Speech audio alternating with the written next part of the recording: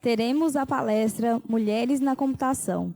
Para convidar a palestrante e apresentar o mini currículo, com a palavra, o coordenador local da exposição, professor doutor Wellington Santos Martins. Obrigado, Tainara. Bom, pessoal, agora nós vamos para a segunda parte aqui da nossa cerimônia, né? E, na verdade, é a palestra da Clevi, tá? A Clevi é duplamente graduada em processamento de dados pela URGS, 1990. 90 aí? 84.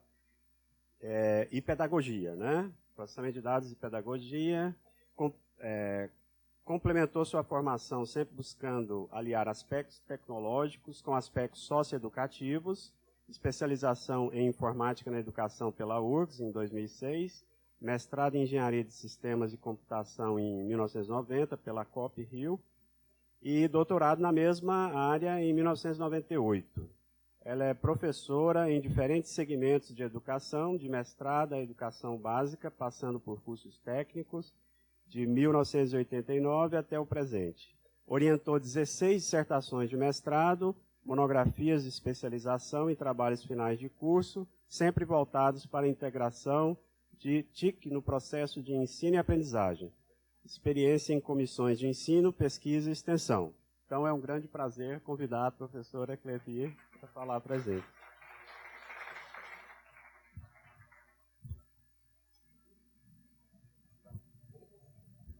Eu vou começar os agradecimentos, e vou ser breve, pelas pessoas que furaram o poço.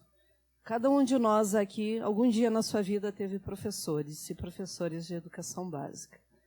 E os professores que ganham mais mal nesse país são os professores da rede estadual do Rio Grande do Sul, que não tem aumento de salário. Há 5 anos recebem os seus salários parcelados. O novo governo que se elegeu prometendo não parcelar, continua parcelando. Então, meu primeiro agradecimento são pelos professores estaduais do Rio Grande do Sul, onde eu fiz magistério numa escola estadual. Isso, Escola Estadual Cristóvão de Mendonça, em Caxias do Sul, hoje praticamente fechada, chovendo dentro, já foi uma das melhores escolas do estado. Então, não dá para esquecer dos professores que furaram o poço lá atrás. Agradeço também uma professora de matemática que me disse que chamou a minha mãe quando eu disse que eu ia fazer magistério, no equivalente à 8ª série, na época, e ela disse que eu era inteligente demais para ser professora. Aí eu digo, como assim? Diz assim, então, porque no Brasil as pessoas que fazem pedagogia, magistério, etc., acabam sendo aquelas pessoas, poucas fazem por escolha, muitas fazem porque é o que conseguem. E a falta de respeito. E respeito não se faz só em homenagens com placas. Respeito se faz com condições de trabalho, com salários adequados e com o não esquecimento ao longo de toda a nossa vida de todos os professores. Eu tive um grande prazer, dizem que a fruta nunca cai longe do pé. Eu tenho 2 filhas, o marido haitiano, ela, então, fruto de casamento interracial, e a nossa filha de 16 anos, quando fez 15 anos, nos pediu uma coisa que eu nunca tinha visto alguém pedir de 15 anos. Ela nos pediu que fizéssemos um jantar para os professores que marcaram a vida dela. E assim fizemos. Esse foi o inusitado do que os colegas... Nossa, que coisa brega. É brega, mas eles furaram o poço, né? Não dá para deixar de agradecer ao Marcelo, né? Marcelo, aluno aqui da computação, que carregou literalmente um monte de coisa, foi lá, botou aqui para funcionar. A porteira Cida, que volta e meia, Cida, onde é que é tal coisa? O porteiro da noite, por ter ido lá às 10 horas da noite, dizer para eu e a Gabriela que estava na hora de ir embora, porque o prédio ia fechar. A gente não lembra, às vezes a gente não lembra dos nomes, eu não sei o nome dele, que feio, depois eu vou lá perguntar. Os funcionários, Eduardo, Rafael e Mariane, lá na secretaria toda hora, imprime isso, carrega aquilo, fura aqui, ok? E não foi mencionado aqui, mas esse projeto não existiria sem a professora Simone Fogassi. Simone Fogassi é uma professora de arte do Colégio de Aplicação, onde eu trabalho, e foi falado que são colégios de referência. Dos 17 colégios de aplicação, em termos de desempenho em provas e coisas assim, o colégio de aplicação da URGS é o último. E nós não temos nenhum problema com esse número, porque nós não medimos o desempenho dos nossos alunos através das notas deles, sim, Enem, etc., porque, diferente de algum, eu não sei como é que é o processo seletivo do colégio de aplicação lá, mas a professora Simone não está aqui, porque o nosso processo seletivo é sorteio. A UFRJ faz prova, Viçosa, que é um dos que tem melhor desempenho aí em termos de nas provas e, sei lá, todos os números que os malucos aí querem nos classificar e nos enquadrar dentro das caixinhas skinnerianas. Dentro da URGS, há mais de 3 décadas, é sorteio. Por quê? O colégio de aplicação é um lugar para se levar inovação tecnológica. E levar inovação pedagógica. Levar inovação para pessoas que passaram naquilo que a UFRJ chama de vestibulinho, tudo funciona, gente. Se eu já filtrei lá na entrada, tudo dá certo. Então, assim, eu preciso, para o colégio de aplicação funcionar, do filho do professor, junto com com o filho do porteiro, aquele aluno que vem lá tomar café da manhã, porque talvez as refeições que a gente ofereça sejam as únicas do dia. Então, acho que a gente não pode... Então, assim, nós, no Colégio de Aplicação, não temos nenhum problema de sermos chamados dos últimos, porque entendemos que isso é uma coerência com aquilo. Somos o único colégio que tem, dentro do currículo de ensino médio, uma disciplina curricular chamada Ensino de História Latino-Americana. Enquanto que os colégios por aí têm 2 páginas de livro falam de toda a colonização europeia, etc., etc., depois lá, os índios, os incas, os astecas e os maias. Tinha gente antes deles, tinha gente depois deles que fazem história. Então, a gente temos alguns diferenciais, e aí, para quem é que vai ser a minha vítima de passar os slides aí?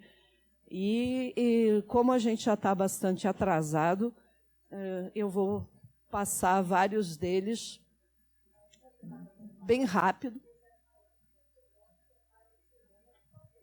Que coisa boa, entendeu? A única coisa que eu lamento do sorteio é que minhas filhas nunca são sorteadas.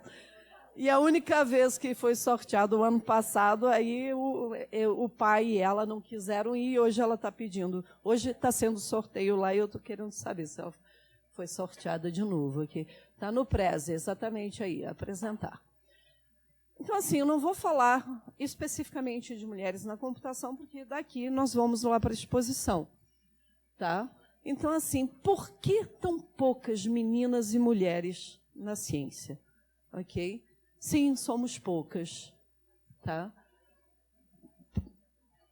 Então, aqui, essas mulheres fizeram história na computação. E aí, na exposição aqui faz falta, nós temos lá uma instalação com mulheres brasileiras, mulheres que a gente chama da linha do tempo internacional. Eu acho que faltou uma instalação ali, que são as mulheres da computação da Universidade Federal de Goiás. Eu acho que, além da placa, um painel lá com as fotos e os currículos de vocês, paralelo, nem que seja improvisado, de colar a foto e a biografia de vocês num CD e botar na parede. Se vocês têm isso em algum lugar, a gente põe ali, porque eu acho que isso é essencial. A história não se faz lá na Inglaterra, nos Estados Unidos só. Ela faz aqui em Goiânia, faz lá no interior do Rio Grande do Sul também, ok? Então, a cada uma que a gente vai acrescentando, esse contorno, o tamanho das fotos vai diminuindo e a gente vai incluindo mais umas. Tá? Passa, por favor. De novo. O Preze, ele é meio chatinho nesse sentido, né? Pode ir. Tá? Então, olha só. Na Academia Brasileira de Ciências, nós temos 449 homens, 69 mulheres. Passa. Passa, porque se eu falar tudo não vai dar. Então, olha só. Por áreas, ó. Onde estão as mulheres? Entendeu? Olha aqui, ó. área da saúde, a química, ciências biológicas, ciências sociais, matemática, engenharia, ó. Chega ali, no final, ó, desse tamanho. Passa. Tá? Os pesquisadores CNPq no Brasil, os que são considerados top, são considerados, não é o meu critério, tá? O meu critério é quem realmente chega lá na sociedade, etc. Eu, particularmente, sou da linha que não acha que a gente mede o desempenho de um professor pela quantidade de páginas inúteis que eles publicaram em alguns lugares, e sim pela quantidade de pessoas ao longo da sua trajetória que eles conseguiram que dessem algum retorno para a sociedade. Ok? Em todo caso, está aí as representações, os números. Nem sempre a gente consegue mudar o sistema, mas a gente tenta, tá? Então, os estereótipos de gênero, efeito tesoura. O que a tesoura faz? Ela vai cortando coisa.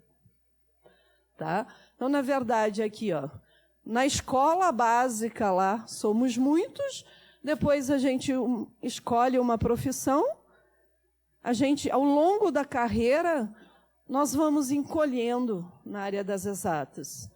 E muitas ações são feitas para a entrada de mulheres. Quantas ações são feitas para a permanência dessas mulheres? Entendeu? Quantas ações são feitas para que um professor de computação não pegue um grupo de 5 pessoas e que tenha 4 homens e uma menina e ele aceite tranquilamente que os colegas digam assim, tá bom, você, mulher, vai fazer a documentação.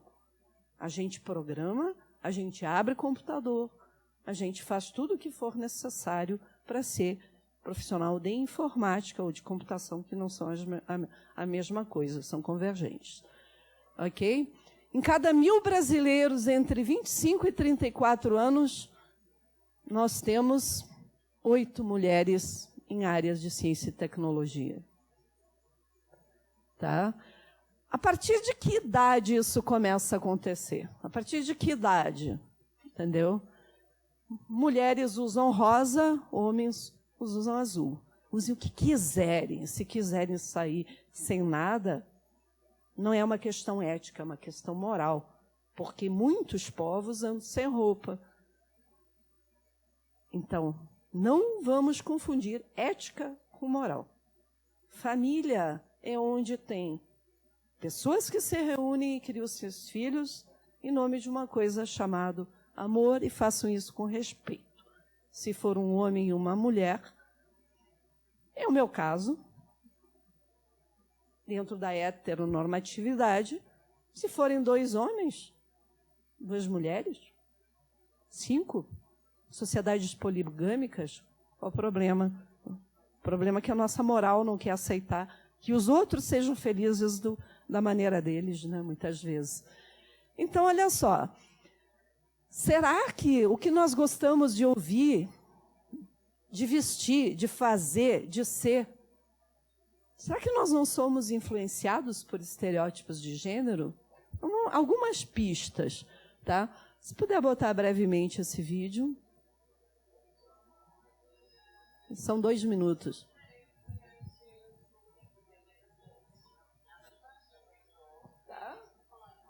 Aqui ela pede para os alunos fazerem um desenho de pessoas de diferentes profissões. Tá? Pode até acelerar o vídeo. Tá? Vai aí quase para o final. Então, essas crianças fazem uma série de desenhos. Vai lá para 1.7, tá? Aí dá um pause. Dá um pause exatamente aí. Pause quando aparecem aquelas mulheres. Foi demais. Então, assim, desenham astronauta, cientista, etc., bombeiro, homens. E aí chamam pessoas reais. É importante ter contato com pessoas reais. São as pessoas que nos sirvam de referência. Tá? Então, no final, aparece ali, ó, uma cirurgiã, tá? Pode avançar. Tá? Então, quantos representam? Parece ali uma pessoa, isso é uma fantasia? Não, isso é o meu uniforme de trabalho. Passa para outro slide, por favor. Estou tentando recuperar o tempo que a gente se atrasou, né? Tá? Então, olha só, você pergunta aos 5 anos de idade quem é mais inteligente, a menina diz menina, os meninos dizem menino. Aos 7 anos de idade, uma pesquisa publicada na revista Science, aos 7 anos de idade, as meninas já não se referem a si próprias como as mais inteligentes. Elas já nomeiam o outro. Isso não é minha opinião. Tem aí a referência. Ok?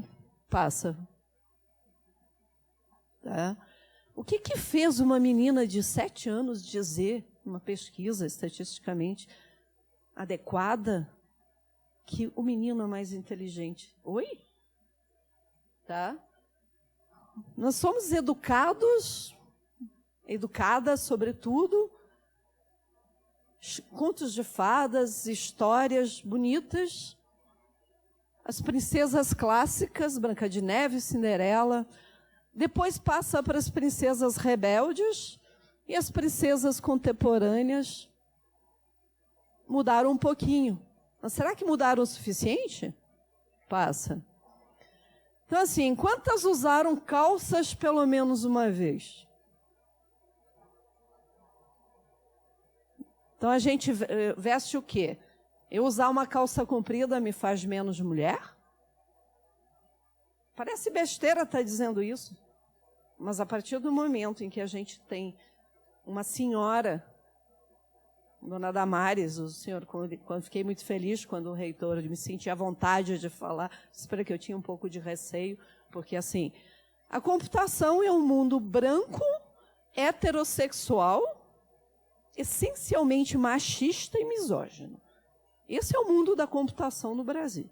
Aí eu disse, Cacilda, o povo me leva para falar lá, acho que vão me jogar um tijolo, porque aí quando eu vejo o próprio reitor da universidade dizendo que gostaria de ter do lado de lá no Ministério de Educação alguém mais qualificado, eu me senti um pouquinho mais à vontade. Passa.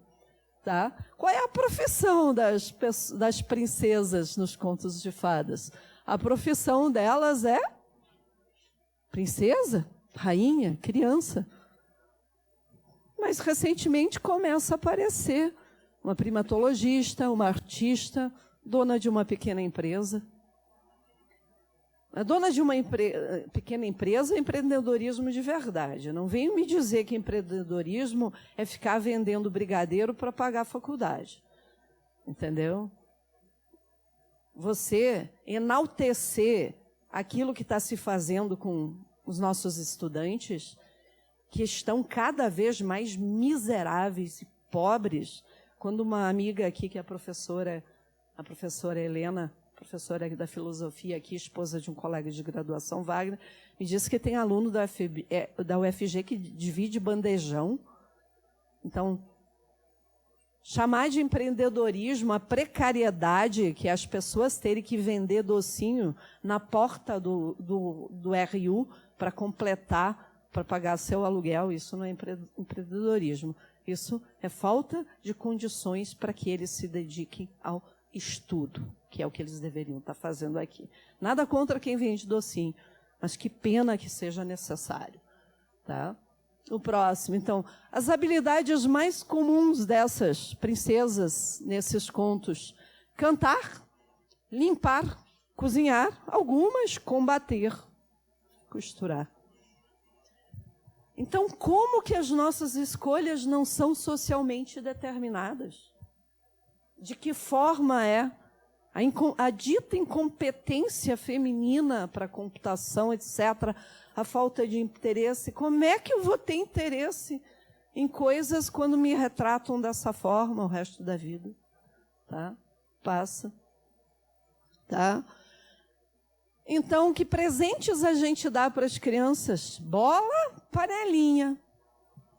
O cara que dá, peguem a lista de material. Quando a nossa primeira filha entrou na escolinha, 1 ano e pouco, tinha lá material para as crianças, meninos, meninas. Tinha lá, carrinho no Rio de Janeiro, ok? Não estou falando do interior do Rio Grande do Sul, não. Estou falando de uma cidade de 8 milhões de habitantes. Escrito lá, menina, boneca, menino, carrinho. Bom, eu comprei um carrinho de bombeiro vermelho e um boneco do Pateta. Eu botei em cima do carrinho e entreguei a lista. Se ela brinca com os dois. Entendeu? Então, além da diversão, a prática de esportes, tudo é. Quanto ganha a Marta? Quanto patrocínio teve a Marta? Socialmente comprometida com um país melhor. O nosso jogador, grande jogador da seleção, a seleção sou eu digo, voltamos para o tempo do Rei Sol? Por que o futebol feminino é tão pouco valorizado?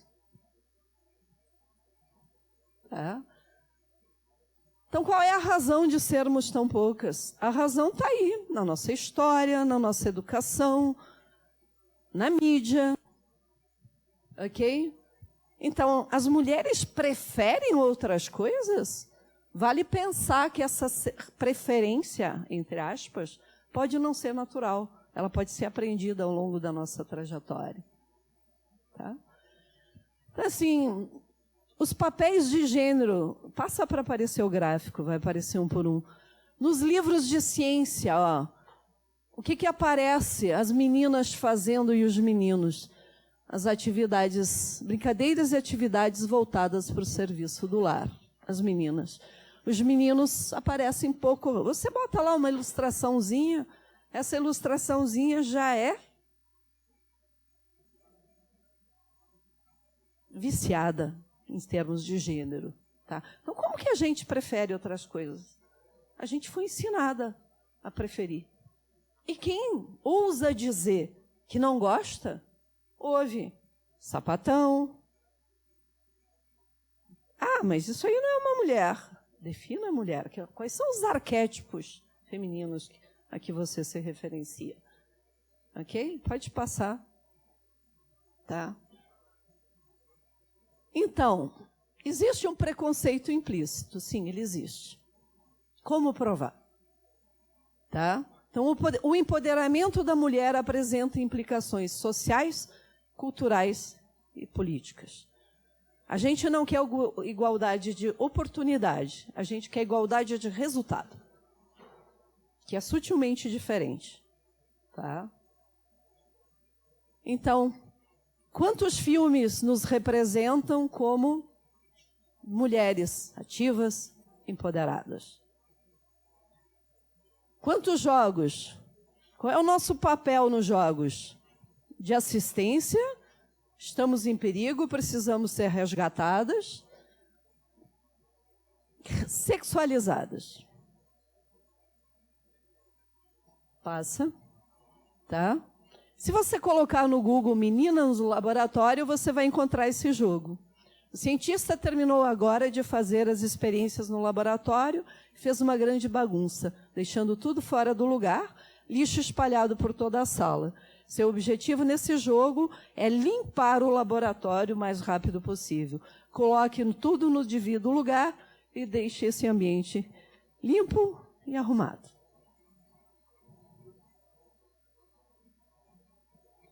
Tá? Em 2014, essa menina, Charlotte, escreveu para a Lego que ela queria Legos de outro tipo, não rosinha, etc., para as meninas, e de guerra, etc., para os meninos cientistas. Passa. Ok? Então, esses preconceitos vêm para dentro da universidade. E eles existem, e são reais, e são duros. Tá? Essa é uma experiência que foi feita nos Estados Unidos, mandaram 127 currículos, ok? 63 cientistas da Universidade de Yale receberam um material com o nome masculino, John, enquanto que 64 receberam com o nome feminino, Jennifer, anexado. O currículo era o mesmo. A única variável que diferenciava os currículos era a questão do gênero das pessoas. Resultado, parecer maior. Olha só, os currículos eram iguais, menos o gênero da pessoa. Então, não foi feita uma seleção blinded, às cegas, quando se anexou o nome ali, e aí eu vou chegar no que me levou a trabalhar com a questão de gênero. Pode passar? Tá? Então, o sexismo existe e o preconceito implícito também. Ele pode não ser intencional, mas ele vem de uma exposição contínua ao longo de toda a nossa trajetória de homens e mulheres, onde o menino que quer ser mais simpático, etc., vai ser chamado de gay. E qual o problema se for? Entendeu? Faça.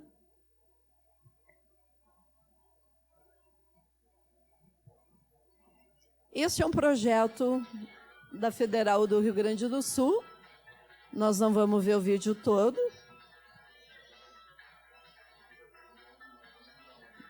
Pode dar pausa só. Então, existe uma série, um programa na URGS TV, que é Lugar de Mulher.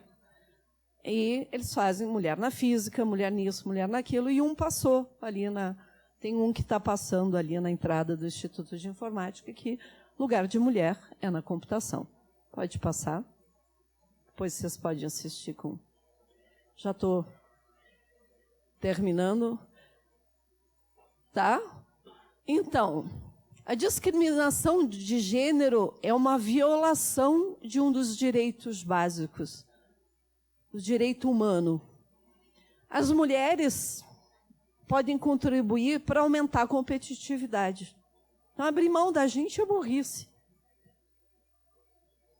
Diferentes abordagens e maneiras de pensar e construir. Será que uma empresa que tem diversidade de gênero, de orientação sexual, étnica, será que é a mesma coisa do que uma empresa que tem outro tipo de conformação?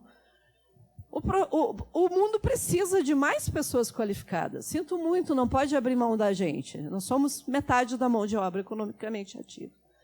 E a gente não quer ficar lá só varrendo, a gente não quer ficar no magistério de educação infantil, entendeu? Pasmem vocês, existem aí em São Paulo um projeto de lei tramitando para proibir homens de serem professores de educação infantil. Quer dizer, um homem que fizer pedagogia não pode trabalhar. Por quê?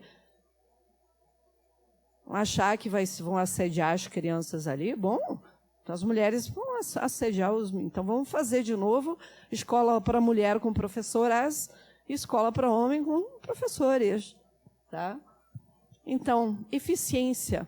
Educar as mulheres e depois excluí-las é um gasto inútil de dinheiro e de tempo. A gente investe e depois fecha a porta. Não faz sentido. Tá? Por que eu me interessei pela questão de gênero? Na minha casa, volta e meia, alguém telefona e pergunta pelo senhor Clevi. Eu digo, olha, o senhor Clevi não se encontra, então. Há mais de 2 décadas, no Rio de Janeiro, eu participei de um processo seletivo para ser gerente de informática. E nas provas técnicas, etc., fui indo e sobraram 4 pessoas. E a última etapa era a entrevista.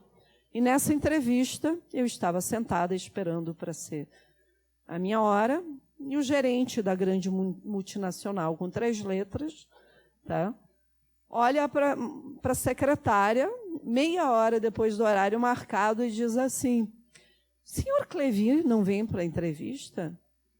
pontualidade é um dos nossos critérios de seleção. Olhei para a cara do senhor e disse, olha, o senhor Clevi, eu não sei, mas a senhora Clevi está aqui e eu cheguei muito antes do senhor, quando o senhor chegou do almoço com o café. E aí ele me disse, não queremos mulheres gerentes. Fechou a porta e eu não fui entrevistada. Hoje a legislação não permite tão explícito. Permite, não, menos qualificada, não sei o que lá. Okay? Eu comecei a me interessar pela questão de gênero. A minha tese de doutorado foi Femina Computationalis, a construção do gênero na informática. Então, desde então, eu tenho buscado quem são as mulheres da computação, e eu acho que eu também não vou precisar disso aqui, preciso da mão.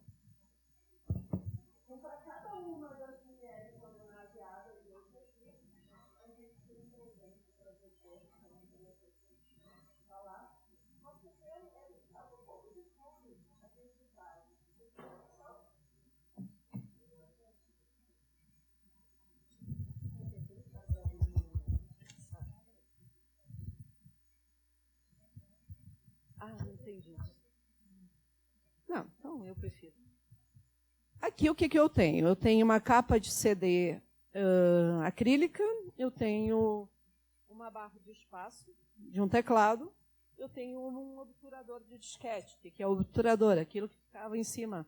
Abre e fecha para fazer a leitura. Tá? Isso, por quê? Porque tudo que a gente faz é com lixo eletrônico. Todas as obras são construídas com lixo eletrônico. Vou pegar duas aqui. Então, calendário de 2020, mulheres na computação. Então, cada uma das meninas da computação que comparecer, hoje nós estamos presenteando as professoras homenageadas. Quando a gente tem um evento específico, não é essa a palestra, tá? É específico de mulheres na computação, contando algumas histórias que muitos não conhecem.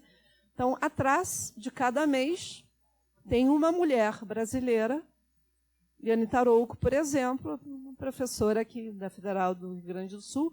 Não, só tem uma gaúcha, tá? Não são todas. Tá? A Liane escreveu o primeiro livro de redes de computadores, por isso o desenho aqui. Tá? Inteligência artificial, uma das grandes pioneiras de inteligência artificial, a professora Doris Aragon, Universidade Federal Fluminense, a única das homenageadas que é falecida, está aqui ela. Os alunos chamavam ela de Rosa dos Ventos, né? Que ela dava uma direção para eles. E eu dizia, dava um norte. E uma professora de física me corrigiu, não, a direção é o sul. Então, a Rosa dos Ventos. Tá? No mês de março temos todas as mulheres, no mês de abril temos a Preta Lab.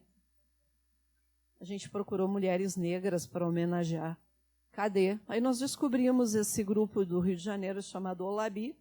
Eles têm uma página, Preta Lab, que eles catalogam mulheres negras na área de TI.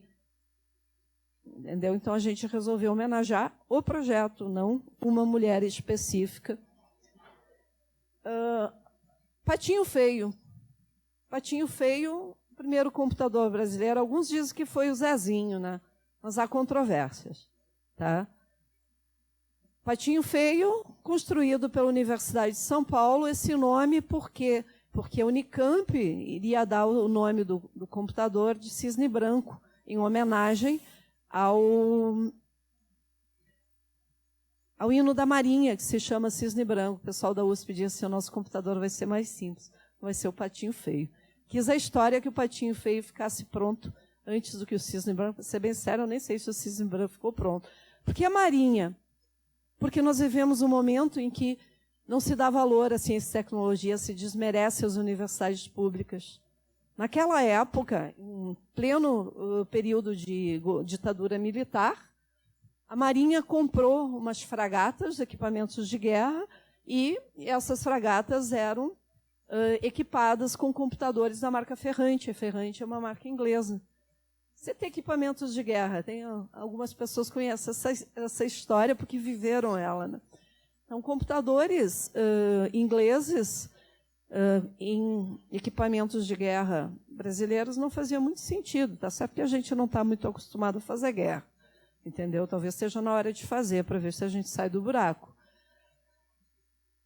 Então, a Marinha pensou, temos que ter computadores brasileiros, e daí que surge o edital, as universidades públicas, e aqui temos a Edith Ranzini, uma das engenheiras que fez parte da construção do Patinho Feio. Então, vocês veem que num calendário a gente conta a história da computação, né? Aqui a gente tem a Clarice Siquênios, professora de IHC, Interface Homem-Computador, hoje Homem-Máquina, da PUC do Rio de Janeiro, formada inicialmente em letras, né? Depois começou a trabalhar com linguística computacional. Okay? Então, as sub-áreas da computação, o que seria da gente se ainda tivesse que, para usar computador, esse pessoal novinho aí, clica em cima e manda imprimir, né? A gente era lá no DOS, tela preta, etc. Talvez a Anita Borg brasileira possa ser a Camila Schutt, uma das únicas formandas da turma, aliás, a única que se formou na turma dela. Ela é filha de um programador do SERPRO, Serviço Federal de Processamento de Dados. Ela tem um blog, Mulheres na Computação, é uma pessoa que faz muitas ações de incentivo. Muitas pessoas da computação não consideram informática na educação como informática. A professora Liane Tarouco, de redes, e a professora Rosa Vicari, de inteligência artificial, dentro do Instituto de Informática da Universidade Federal do Rio Grande do Sul, começaram a ter problemas para orientar teses cuja temática era mais educativa.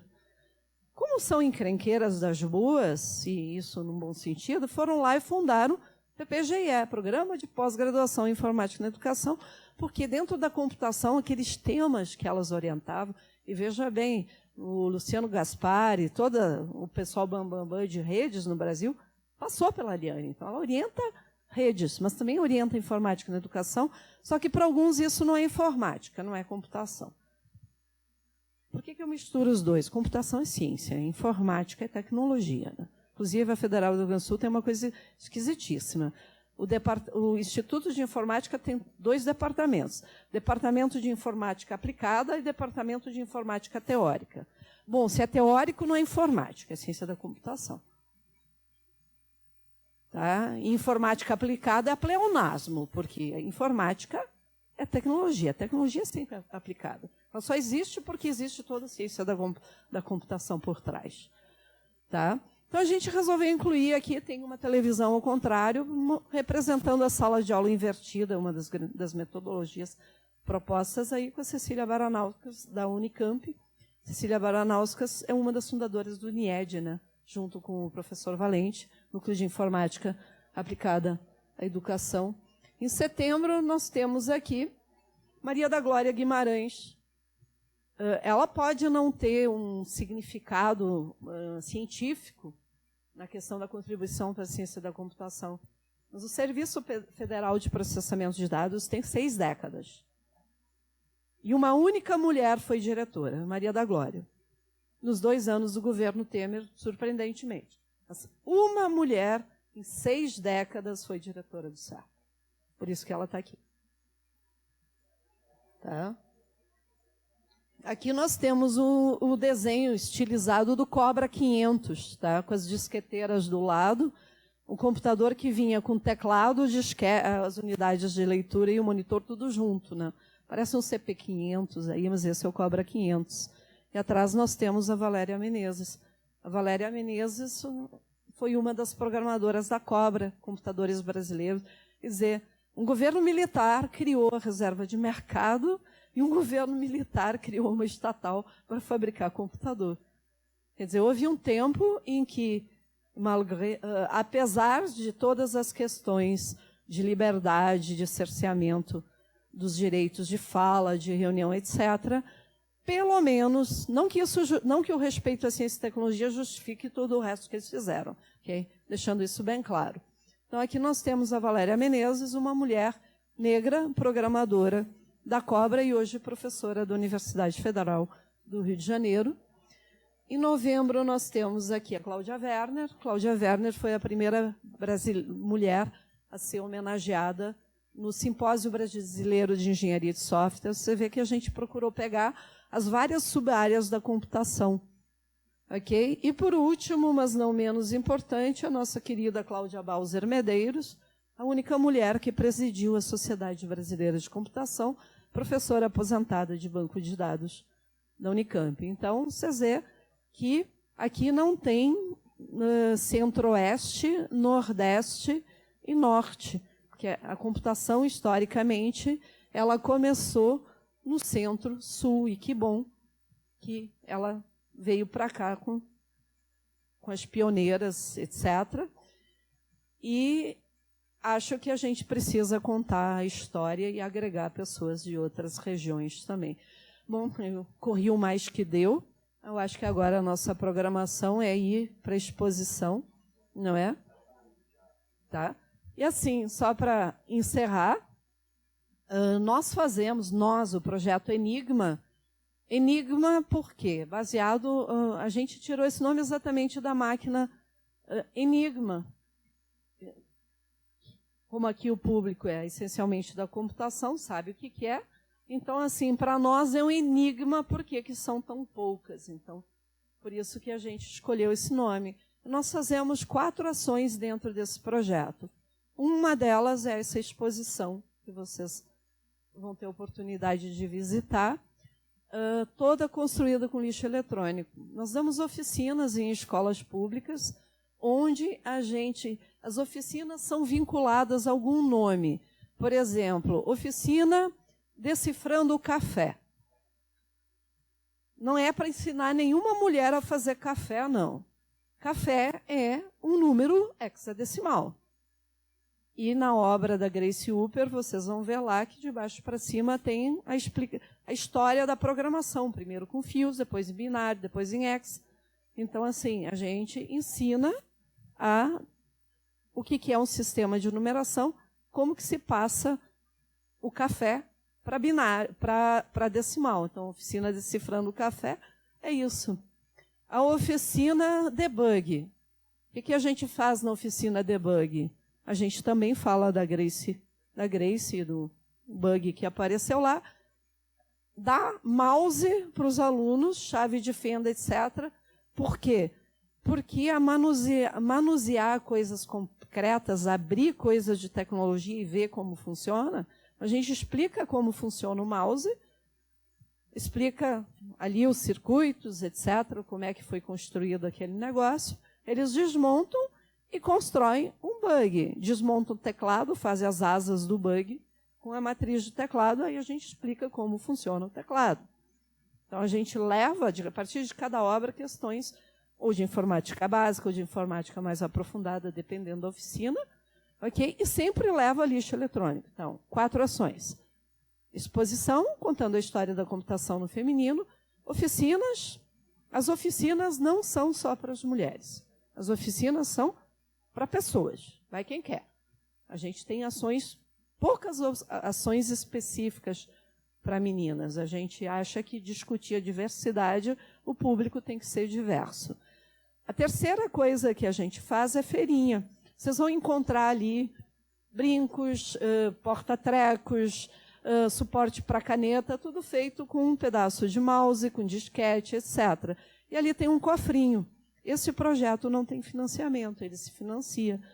Então, ali a gente tem uma sugestão de preços e vocês podem pegar o que quiser que está pendurado lá e botam o dinheiro dentro do cofrinho. Com este dinheiro, a gente compra cola, tinta, né? Sempre que a gente tem um professor Wellington para conseguir o dinheiro da FAPEG para pagar.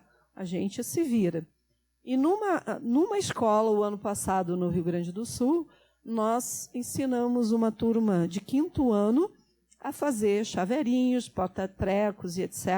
Eles venderam os produtos, conseguiram cerca de R$200, fretaram um ônibus e, com esse dinheiro, eles foram participar do Festival de Robótica Marista dentro da PUC, entendeu? Foram a única escola pública aí. Não ganharam nada, mas foram. Acho que para eles é uma experiência inesquecível. Então, de novo, exposição, oficinas, feirinha, e mais recentemente, eu fui moradora de casa de estudante. Eu morei na casa de estudante na época feminina, A URGS tem 3 casas de estudante. A CEURGS, no meu tempo, com 40 vagas feminina. A CEFAV, com 103 vagas para agronomia e veterinária masculina. E a CEL, no centro de Porto Alegre, com 400 vagas masculinas. Então, vocês veem que o gênero me persegue, né? E, assim, há pouco tempo eu fui procurada por uma professora da FACED, da professora Russell, que ela tinha uma aluna que não estava conseguindo entregar os trabalhos porque ela não tinha computador para fazer os trabalhos. Então, nós passamos a... Eu nem olhava as CPUs que nos doam, eu já tacava martelo, chave de fenda e desmontava. A gente passou a fazer uma triagem. As meninas da computação, aí a Gabriela e a Carol, veem se ele tem condições de funcionamento, aquilo que elas conseguem consertar. A Carol não fez o técnico, mas a Gabriela fez o técnico em informática. Então, assim, aquilo que elas não conseguem consertar, a gente paga um técnico. E se não consegue coisas de doação, por exemplo, há muito pouco tempo eu fui com o meu carro, com a minha gasolina, isso que diz o ministro, que professor só dá 8 horas de aula. A gasolina sou eu que pago e eu fui lá na PQP, na cidade de Porto Alegre, no extremo sul da Zona Sul, comprar 2 monitores por R$100. Então, nós compramos 2 monitores que a gente não recebeu funcionando. Eu não dou monitores CRT, só o monitor tela plana, pode ser pequeno, pode ser os de 14, mas só eles. Se a gente não tem doação, a gente compra. E isso vem de onde? Isso vem de uma vaquinha.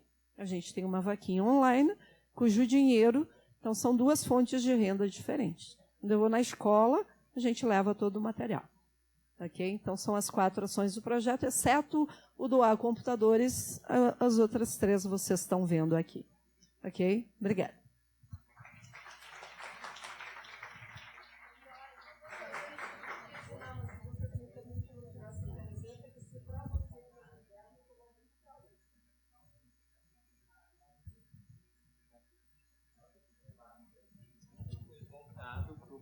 Da computação, né? Informática. E como a professora Clevi mostrou, os homens são maioria, né? Mas quantos homens tem aqui? Olhe, tem maioria homem aqui? Não tem, né? Isso mostra já um tanto de descaso. E assim, quem me conhece sabe que eu sou muito franco. Tem coisas que, às vezes, eu nem deveria falar, mas eu não consigo. Eu acho que a liberdade de expressão é uma coisa muito importante. Nós ficamos vários minutos, acho que 1 hora, ouvindo homens na banca falar. Eu sei que são pessoas super ocupadas, são pessoas de cargos importantes, né? Conheço alguns deles, por exemplo, o professor Sérgio, sei que é uma pessoa maravilhosa, mas quantos deles ficaram para ouvir o que a professora Clevi tinha para falar? Ficou algum? Nós ouvimos, assim, e eu acho até legal esse clima de descontração mesmo, porque é uma crítica leve, sabe? Eu sei que eles... Eu conheço, assim, já vi em várias palestras deles, eu sei que são pessoas boas, mas, assim, nós ficamos e ouvimos tudo. Mas nenhum deles, nem pelo menos um, ficou para ouvir o que a professora Clevi tinha para dizer. E uma amiga minha, é mais uma coisa que eu quero falar. Eu falei para ela que ia ter isso aqui agora. Ela veio, ela falou, Marcelo, eu fui lá, mas quando eu olhei só tinha homem na banca. Aí eu fui embora. Ela olhou, viu que só tinha homens ali, só tinha a vice-reitora como mulher e foi embora. Então, assim, é uma luta nossa, mas infelizmente nenhuma das autoridades ficou. Nem pelo menos um. E eu precisava falar isso, apesar de não dever. Acredito que eu não deveria, mas eu precisava falar. E mais uma vez, eu não acho que isso degrine nenhum deles. São pessoas ótimas, a iniciativa foi ótima, mas eu acho até que você teve até que correr na sua apresentação por conta disso, sabe? E para mim o importante aqui era a sua apresentação e a homenagem a todas vocês. Para mim isso era importante. E não ouvir o que cada um ali tinha para dizer. Aquilo era secundário para mim. E eu peço desculpas como homem para vocês. Sinceramente. Era só isso.